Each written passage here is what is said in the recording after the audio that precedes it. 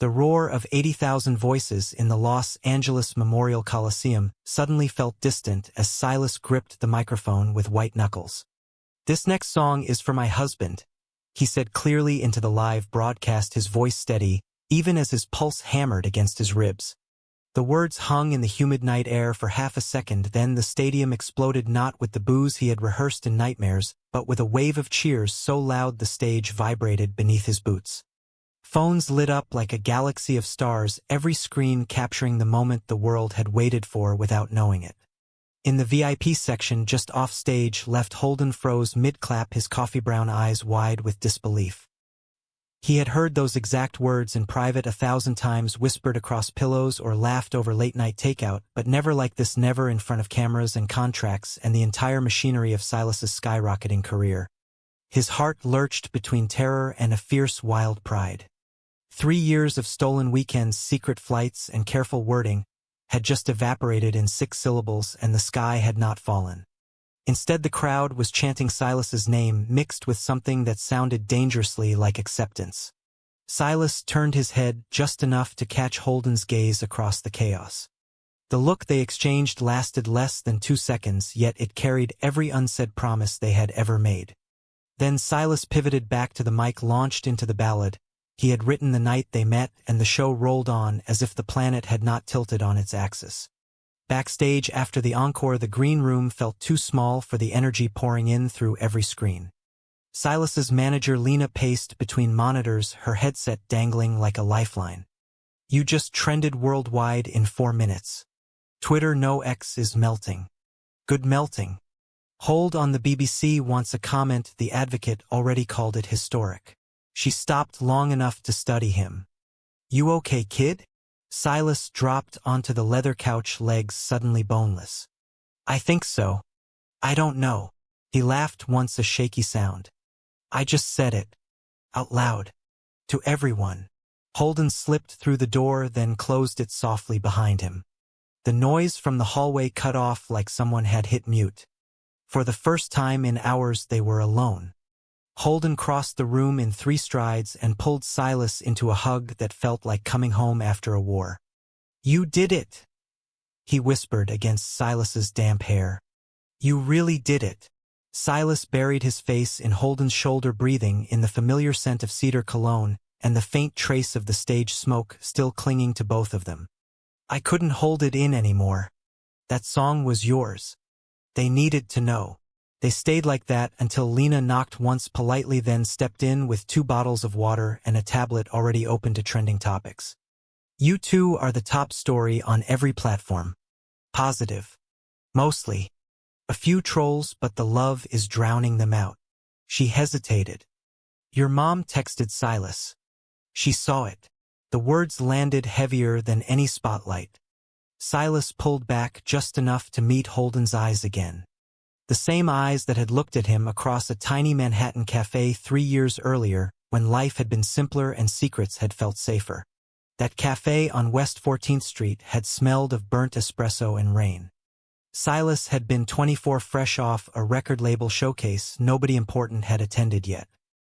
He sat hunched over a notebook, scribbling lyrics that refused to rhyme, when a tall guy with messy dark hair and paint-splattered jeans slid into the opposite chair. "Mind if I steal the outlet? My laptop is dying and I have a deadline from hell." Holden. Graphic designer by day, secret novelist by night.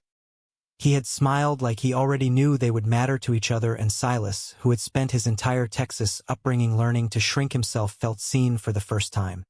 They talked until the barista flipped the close sign. By the time they stepped into the drizzle, neither wanted the night to end. Their first real date happened 2 weeks later in a tiny Brooklyn bookstore that hosted open mic nights. Silas sang an unreleased track and Holden watched from the 3rd row like the song had been written in invisible ink just for him. Afterward, they walked the High Line, sharing a single slice of pizza and the kind of conversation that made tomorrow feel possible. Silas had never told anyone he was gay, not his parents, not his label, not even his best friend back home. Holden never pushed. He simply existed beside him, steady and bright and patient. Now in the green room, 3 years and 1 public declaration later, Silas felt the weight of every hidden moment pressing against his ribs. I should call her, he said quietly. Holden nodded once. Whenever you're ready. I'm right here. Lena cleared her throat gently. Take the night. The label wants a statement by morning, but I can stall. Go home. Both of you. The car's waiting out back. They slipped out through a side entrance past security and into the black SUV that smelled of leather and adrenaline. Los Angeles glittered beyond the tinted windows, but inside the vehicle the only light that mattered came from Holden's hand resting over Silas's on the seat between them. Back at their discreet Silver Lake bungalow, the silence felt sacred. Silas kicked off his boots and collapsed onto the couch while Holden disappeared into the kitchen, returning with 2 glasses of iced tea the way Silas liked it, extra lemon. They sat side by side, knees touching. You know this changes everything, Holden said softly. I know. Silas stared at the ceiling fan turning lazy circles. And I'm scared. But I'm also relieved. Like I've been holding my breath since I was 15 and someone finally opened a window. Holden set his glass down and turned to face him. Then breathe, baby. I've got you. Silas reached for him, pulling Holden close until their foreheads touched. The kiss that followed was slow and deep, carrying 3 years of careful restraint and 1 night of reckless courage. When they broke apart, Silas whispered the word again, this time only for Holden. Husband. Outside, the city kept moving, but inside their small world, the future had just cracked open wide enough for both of them to step through. Neither knew what waited on the other side, only that they would face it together. Morning arrived with the soft buzz of Silas's phone vibrating across the nightstand. He cracked one eye open to see his mother's name flashing across the screen. The same screen that now displayed hundreds of notifications from fans, managers, journalists, and strangers who suddenly felt entitled to an opinion on his heart. He silenced it and rolled over to find Holden already awake, watching him with that quiet, steady gaze that had anchored him through every panic attack and late-night doubt. Coffee first? Holden asked, voice still husky from sleep. Coffee and maybe a new identity. Silas joked, but the laugh didn't quite reach his eyes. They moved through their morning ritual like it was any other day, except it wasn't. Holden scrambled eggs while Silas queued up a playlist of songs they had danced to in the kitchen at 2 a.m. When the world felt smaller. The smell of butter and fresh rosemary filled the sunlit space, and for a moment the outside noise receded. Over breakfast, Holden finally asked the question they had danced around since the encore. Do you regret it? Silas set his fork down. Not for a second. I regret the years I waited. I regret every time I introduced you as my best friend at industry parties. I regret making you hide. Holden reached across the table, lacing their fingers. I chose to hide with you. That was my decision too. But I'm glad we're done hiding. The relief in his voice was real, yet Silas caught the flicker of worry behind it. Holden had built a quiet life here, designing album covers for indie artists and writing the novel he never quite finished. Public scrutiny was the last thing he had signed up for. By noon, Lena arrived with printed screenshots and a calm expression that only cracked when she saw the 2 of them holding hands on the couch. The label is thrilled. Sales spiked overnight. But your family situation is trending too. Your dad posted a very traditional statement on Facebook. Silas's stomach dropped. He opened the link and read the short paragraph twice. Pastor Thomas Whitaker of First Baptist Church in Abilene, Texas, had written that while he loved his son, he could not condone the lifestyle being flaunted before God and country. The comments beneath it were a battlefield of scripture and support. Holden read over his shoulder and squeezed his hand harder. We knew this might happen. We did. Silas closed the app. Doesn't make it sting less. That afternoon they drove out to the hills above the city, parking at a lookout point where the Pacific stretched blue and endless. Silas needed air and perspective. They sat on the hood of Holden's old Jeep, the metal warm beneath them. Remember when we almost got caught in Chicago? Holden asked, trying to lighten the mood. You had me hiding in the hotel closet because your opening act knocked on the door. Silas chuckled despite everything. You sneezed. I thought we were done for. They traded memories like currency, each one a reminder that their love had survived secrecy and fear. The sun dipped lower, painting the sky in pinks and golds, and Silas felt something loosen in his chest. "I want to go home," he said suddenly. "To Texas. Face them in person." Holden turned to him, surprise flickering across his face. "You sure? I've been running from that town since I was 17. Maybe it's time I walked back in as myself." They planned the trip in quiet voices, tickets booked for the following week. That night they lay tangled in bed, neither sleeping much. Silas traced patterns on Holden's bare shoulder, mapping constellations only they could see. "Whatever happens in Abilene, you're my home now. Not a town. Not a stage. You." Holden kissed the top of his head. "And you're mine. Always." The days before the flight blurred with interviews, requests, and one very careful statement released through the label. Silas kept it simple. "I've spent years loving in shadows. Last night I stepped into the light. Thank you for holding the door open." The response was overwhelmingly kind. Fan art flooded timelines, strangers shared their own coming-out stories, and a handful of other artists posted rainbow hearts in solidarity. Yet the closer the Texas trip loomed, the tighter the knot in Silas's stomach grew. He knew his father's church, the same one where he had sung in the youth choir and pretended to like girls at youth group lock-ins. He knew the looks, the whispers, the way small towns could close ranks around tradition. Holden packed quietly, folding shirts with the same care he gave everything. On their last night in Los Angeles, they cooked pasta together, laughing when Silas burned the garlic bread. They ate on the balcony under string lights and made love with the kind of tenderness that came from knowing tomorrow would test them. At the airport the next morning, paparazzi waited, but security whisked them through. On the plane, Holden held Silas's hand beneath the tray table the entire 5-hour flight. When the wheels touched down in Dallas-Fort Worth, Silas felt the shift in atmosphere like stepping into a different gravity. They rented a car and drove the 2 hours to Abilene, listening to Silas's old demo tapes and singing along off-key.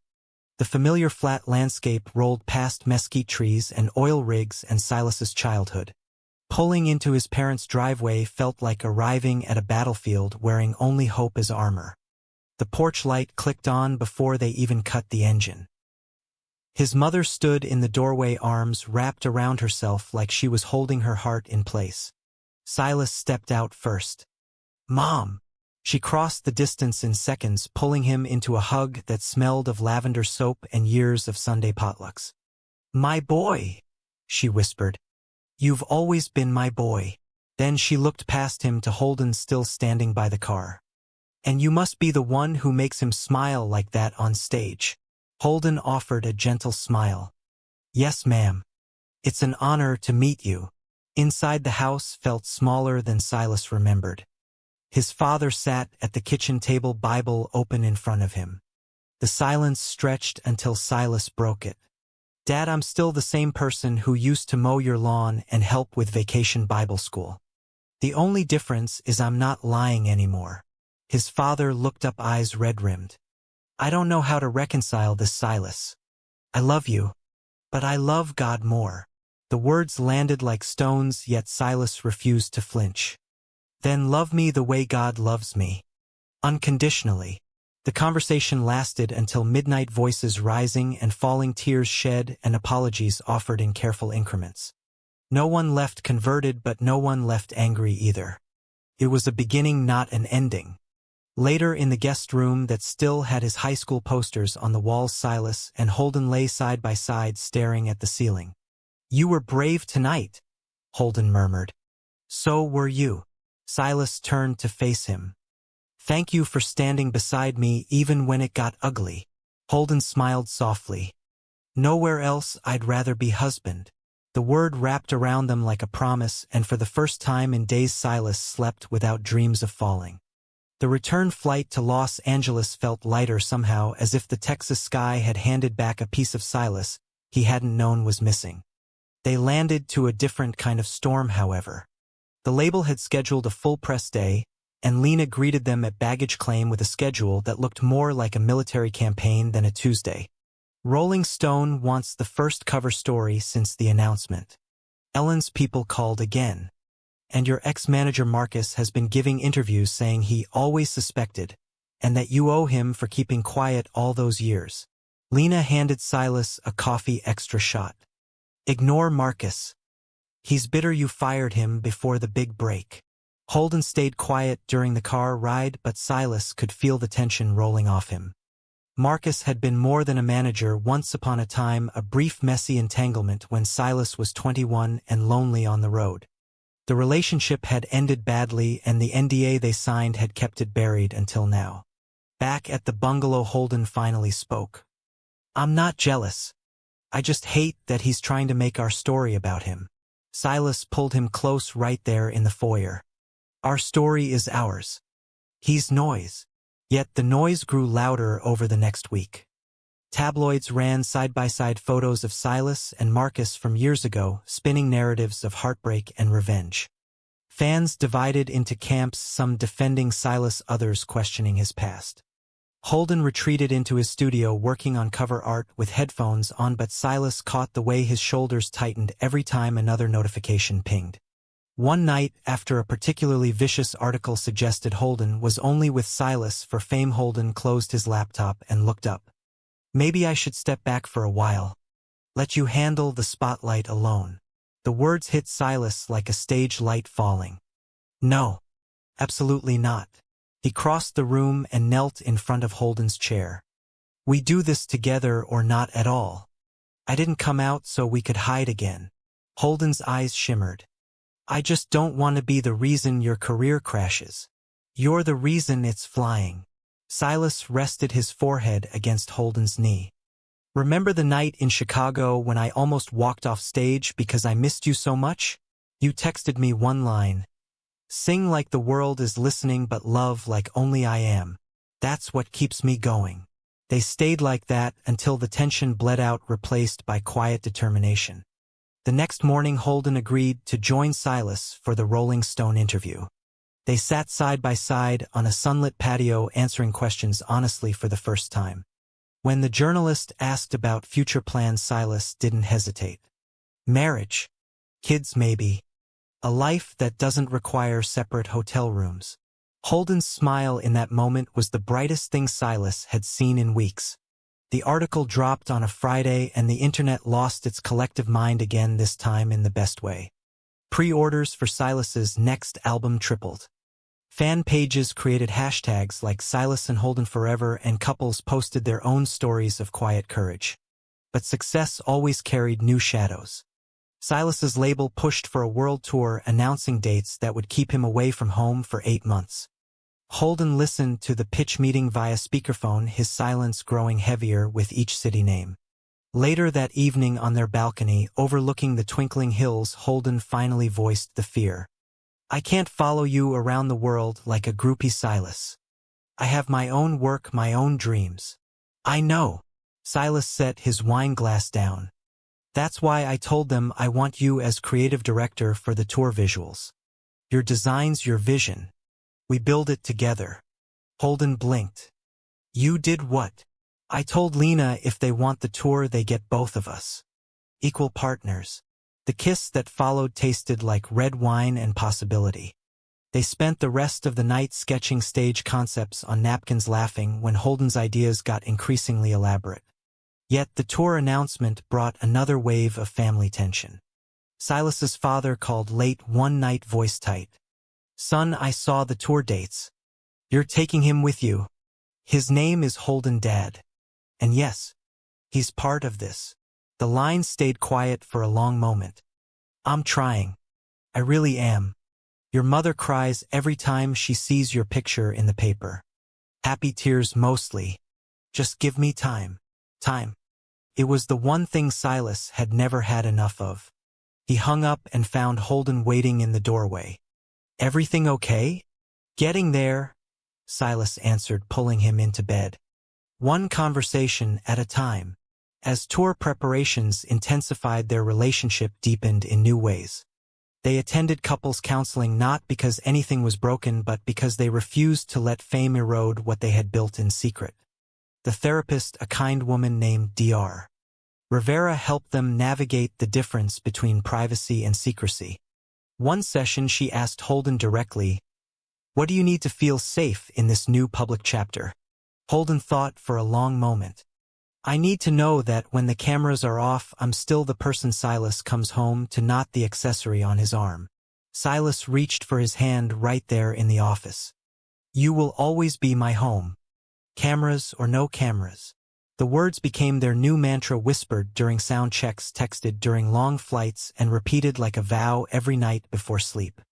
With only 2 weeks until the first show in New York, the city where they had met, the pressure peaked. Rehearsals ran until midnight, costumes, fittings, interviews, and still they carved out stolen hours to walk the high line hand in hand, no disguises, no baseball caps. Tourists recognized them now, but the reactions were overwhelmingly kind, selfies and well wishes instead of judgment. On their final night in Los Angeles before flying east, Silas surprised Holden with a small velvet box. Inside lay 2 simple platinum bands engraved with the coordinates of that West 14th Street cafe. "Not yet," Silas said softly. "But when the tour ends in December, I want to marry you right here in this city where we began. No stage, no cameras, just us and the people who matter." Holden slipped the ring on his finger, eyes shining. "Yes. 1,000 times yes." They stood on the balcony, rings catching the city lights, and for the first time the future felt not like a spotlight but like sunrise, steady and certain in theirs. New York greeted them with the same electric energy that had sparked their love years earlier. The tour opener at Madison Square Garden sold out in 11 minutes, and the city buzzed with anticipation. Rehearsals consumed their days, but every evening they escaped to the same little cafe on West 14th Street, now a pilgrimage site for fans who left notes and rainbow stickers on the window. Silas watched Holden sketch stage layouts across their hotel suite table, the city skyline glittering behind him. The sight still stole his breath. "You know, this is the exact spot where I fell in love with you." Holden looked up, smiling. "I know. I was trying to play it cool while my laptop died, and you were scribbling lyrics like the world depended on it." A knock interrupted them. Lena entered carrying a thick envelope. "Marcus again. He's threatening to release old voice memos unless we pay him off. Says they prove you were never really closeted, just calculating." The threat landed like a punch. Those memos were private late-night confessions Silas had made when the closet felt like a coffin. Hearing them played publicly would twist every honest word into something ugly. Holden stood slowly. "We don't negotiate with blackmail. We tell the truth first." Silas stared at him. "You want me to release them myself? Why not? Frame it. Show the world the boy who was terrified and the man who finally chose courage." It takes the power away from him. The idea terrified Silas, yet it also felt right. They spent the night curating a short video message, Silas speaking directly to camera, voice steady. "Before I said husband on stage, I said a lot of other things in private. Things I was ashamed of because I was ashamed of myself. Here they are unedited. This is how far I've come." They posted it at midnight. By morning the internet had chosen sides again, but the majority rallied around the raw honesty. Marcus's leverage evaporated overnight, his own credibility crumbling under the weight of public disgust at his attempted extortion. The opening night arrived wrapped in nerves and spotlights. Silas stood in the wings listening to the crowd chant, while Holden adjusted the final lighting cues from the control booth. Their eyes met across the arena through the monitors, and Silas mouthed the word that had become their anchor. Husband. The show was electric. When Silas reached the final ballad, the one written for Holden, he paused. 3 years ago, I met the love of my life in this city. Tonight, I want him to know that every love song I sing is still for him." He looked straight into the camera feed. "Holden, come out here." The arena gasped as Holden walked onstage, tentative but glowing under the lights. Silas took his hand right there in front of 20,000 people and finished the song with their foreheads touching. The applause that followed felt like absolution. Backstage, the celebration was chaotic and joyful. Lena hugged them both, tears in her eyes. "You two just rewrote the rulebook." Yet triumph carried its own complications. The next morning tabloids ran headlines questioning whether the moment had been staged for publicity. Some conservative outlets called it an attack on family values. Silas's father texted a single Bible verse. Holden's mother in Seattle called crying happy tears but worried about safety. They processed it all in the quiet hours between cities.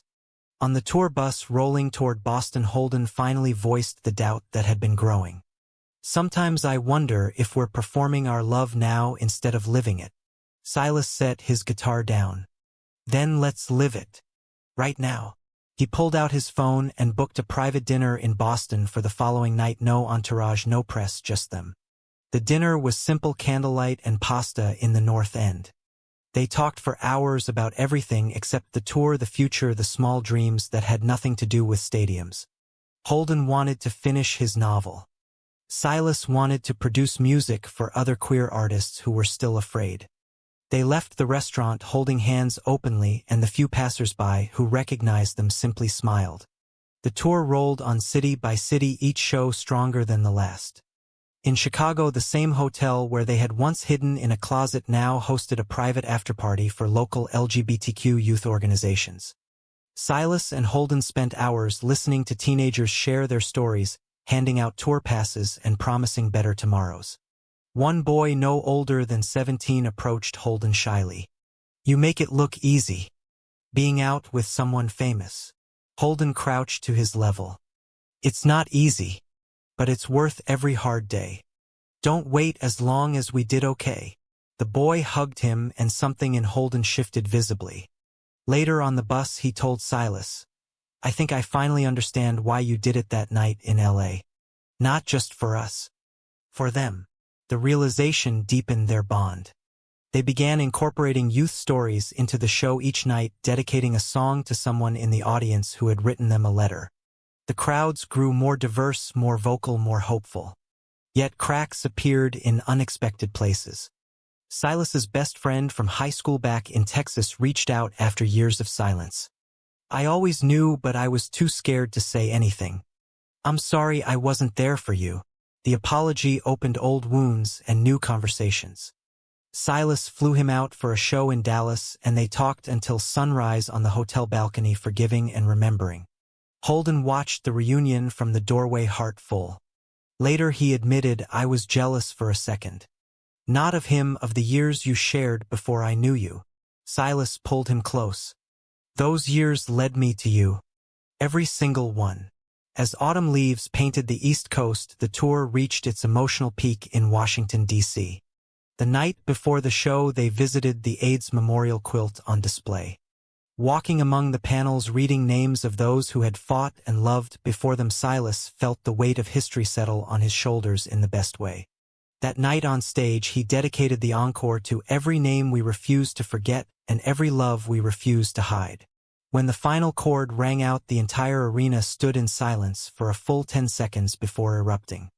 Back in the hotel, Holden traced the new tattoo Silas had gotten in Boston, the coordinates of their cafe inked over his heart. "We're really doing this, aren't we? Building something that lasts." Silas kissed the top of his head. "We already have.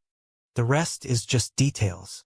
December arrived with snow dusting the New York skyline and the final tour date looming like both finish line and starting gun. The Madison Square Garden show sold out again, this time with added seating and live-streamed for fans who couldn't afford tickets. Silas felt the full circle of their story closing yet opening wider at the same time. Rehearsal ran long the night before as they perfected the surprise finale they had kept secret even from Lena. Holden's designs transformed the stage into a living canvas of their journey, cafe tables morphing into concert lights, family Bibles turning into rainbow flags. The crew worked in hushed awe, sensing something historic. That evening, Silas and Holden slipped away for one last quiet walk along the High Line. Snowflakes caught in Holden's dark hair, and Silas thought he had never looked more beautiful. "Tomorrow changes everything again," Holden said softly. "Tomorrow just makes official what we already are." Silas stopped beneath the same string of lights where they had shared their first pizza years earlier. He pulled the small velvet box from his coat pocket, the one that had waited through 8 months of stages and spotlights. Holden, I don't want to wait until after the show. I want to start the rest of our lives right here where it all began. Holden's eyes widened as Silas dropped to one knee right there on the snowy walkway. Passers-by slowed, phones already recording, but neither man cared. Will you marry me? Not for the cameras, not for the fans, but because you're the only home I've ever needed. Holden laughed through tears, pulling Silas up into a kiss before the question was even finished. Yes. God, yes. They slid the rings on each other's fingers right there in the cold December air, and the few strangers who had stopped to watch burst into applause. The moment went viral before they even reached the hotel, but this time the world's eyes felt like celebration, not intrusion. The final show the next night became legend. Silas performed every song with a new lightness, and when he reached the last number he didn't announce it. Instead, he simply walked to the side of the stage, took Holden's hand, and led him center stage under a single spotlight. The arena fell into stunned silence as Silas spoke. 3 years ago, I met this man in a cafe a few blocks from here. He saw me when I couldn't see myself. Tonight, in front of all of you, I want to make one more promise. He turned to Holden. I promise to love you openly, loudly, and forever. Starting with this. He dropped to one knee again, the same ring now joined by a second band. The crowd lost its collective mind, but the roar felt like blessing. Holden said yes again, and the two of them kissed beneath falling confetti, while 20,000 voices sang the chorus of their favorite ballad back to them. Lena cried openly in the wings. Silas's mother, watching the live stream from Texas, texted a single heart emoji, followed by, "Proud of my boys."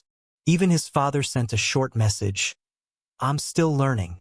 But I love you." After the encore, they escaped to a private rooftop reception with closest friends and family who had flown in. Holden's mother hugged Silas so tightly, he thought his ribs might crack.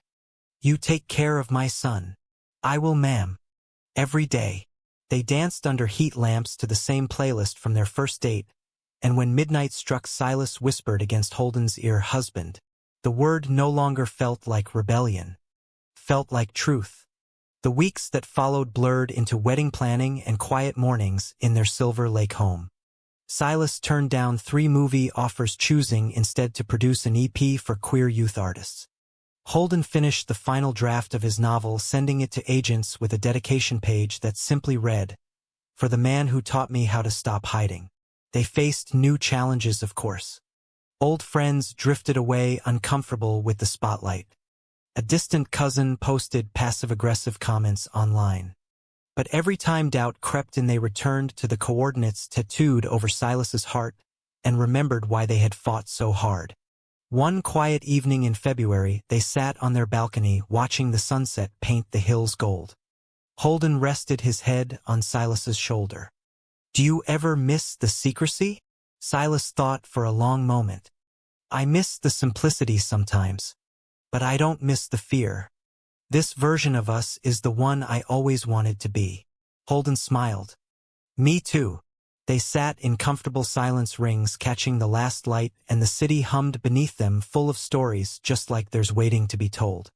Spring brought cherry blossoms to the streets of New York, and with them the small, intimate wedding they had dreamed about. They chose a rooftop greenhouse in Brooklyn filled with the same kind of string lights that had witnessed their first date. Only 50 guests attended, family members who had grown closer through the journey, close friends from the tour crew, and a handful of the youth they had met along the way. Silas stood at the altar in a simple navy suit, heart hammering exactly as it had the night he first said "husband" on stage. When Holden appeared at the end of the aisle wearing a matching suit with a single white rose pinned to his lapel, the entire greenhouse seemed to hold its breath.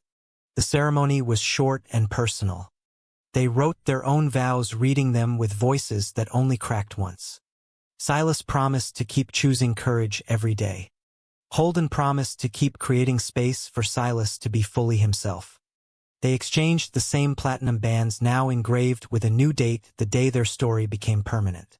When the officiant pronounced them married, the cheers that rose were softer than any stadium roar, yet somehow louder in their hearts. They kissed under a canopy of flowers, and the world outside the greenhouse kept turning, but inside that moment everything was exactly as it should be. The reception spilled across the rooftop with laughter, music, and stories shared until the early hours. Silas's father danced with Holden's mother, both men watching with quiet pride. Lena gave a toast that made everyone cry and laugh in equal measure. The young man from Chicago who had once asked Holden for advice stood up and thanked them for showing him what love without shame looked like. Later, when the music slowed, Silas pulled Holden close, swaying beneath the same string lights that had started it all. "We did it," he whispered. "We did," Holden answered, resting their foreheads together. "And we're just getting started." They honeymooned in a quiet cabin in the Adirondacks, no Wi-Fi, no schedules, just them and the mountains. They cooked terrible pancakes, read each other chapters from Holden's finished novel, and made love with the kind of peace that comes from knowing every battle had been worth it. Returning home to Los Angeles felt like closing a beautiful chapter and opening an even better one. Silas released the EP he had produced and watched young artists bloom under his guidance. Holden's novel hit the bestseller list with reviews praising its honest portrayal of love in the shadows. They bought a bigger house with a studio for Holden and a music room for Silas, big enough for future children if they chose that path. Life settled into a rhythm that felt both ordinary and miraculous. Sunday brunches with friends, quiet evenings on the balcony, and the occasional red carpet appearance where they walked hand in hand without hesitation. The world had moved on to new stories, but their love remained a quiet beacon for anyone still searching for the courage to step into their own light. One warm evening in late summer, they sat on their new balcony, watching the city lights flicker on. Holden traced the tattoo over Silas's heart with gentle fingers. "If you could go back to that stage in LA, would you still say it?" Silas didn't hesitate. "In a heartbeat. Because saying it led me here. To you. To us." Holden smiled, the same smile that had caught Silas across a crowded cafe years earlier. "Good answer, husband."